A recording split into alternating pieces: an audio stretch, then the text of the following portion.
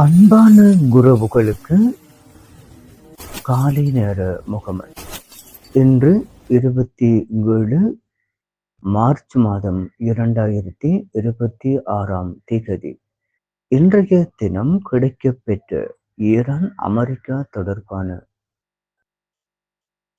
போர் முனை தகவல்களை தொகுப்பாக உங்களுக்கு நாங்கள் தருகின்றோம்.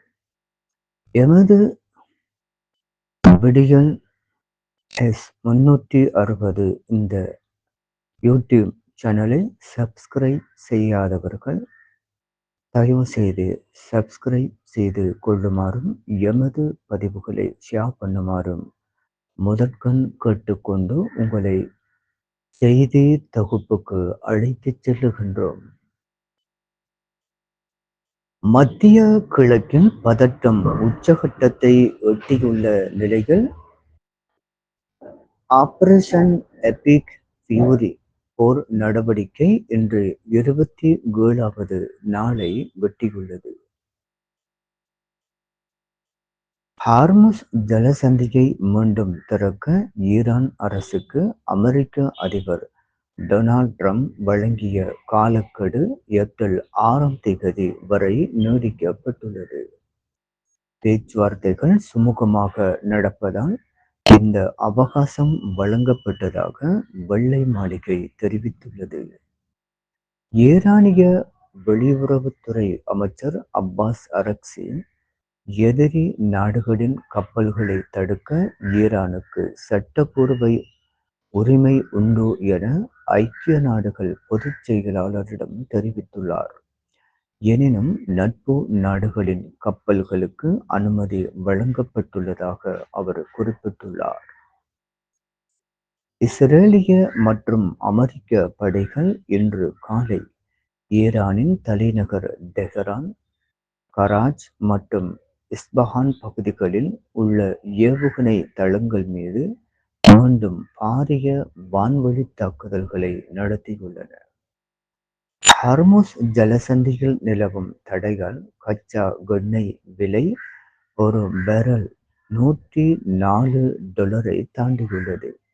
இது உலகளாவிய விநியோக சங்கிலியில் பெரும் பாதிப்பை ஏற்படுத்தியுள்ளது. தற்போதைய நிலவரப்படி ஈரானின் உயிரிழப்புகள் 1900 ஆகவும் லெபனானின் உயிரிழப்புகள் 1100 காணப்படுவதாக கூறப்பட்டிருக்கின்றது. இடம்பெயர்ந்த மக்களின் தொகை 40 இலட்சத்தையும் தாண்டியுள்ளதாக செய்திகள் தெரிவிக்கின்றன. அமெரிக்க படைகளின் இழப்பு 13 என்பதாக செய்திகள் கூறுகின்றன.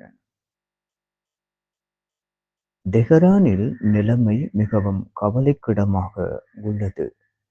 ஈரானிய கடற்படை தளபதி அலி ரேசா டாங்சுரி கொல்லப்பட்டதாக இஸ்ரேல் அறிவித்ததை தொடர்ந்து ஈரானிய புரட்சிகர பாதுகாப்பு படை IRGC கடும் கோபத்தில் உள்ளதாக கூறப்படுகிறது.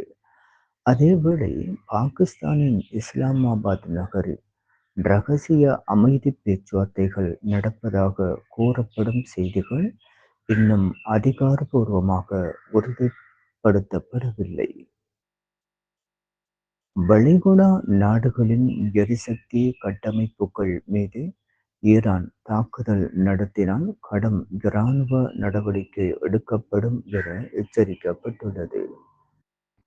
ஓமான் கடற்பரப்பில் ஏற்பட்ட கப்பல் விபத்தில் சிக்கிய தனது நாட்டு மாலுமிகள் மீட்கப்பட்டுள்ளதாக தாய்லாந்து அரசாங்கம் தெரிவித்துள்ளது.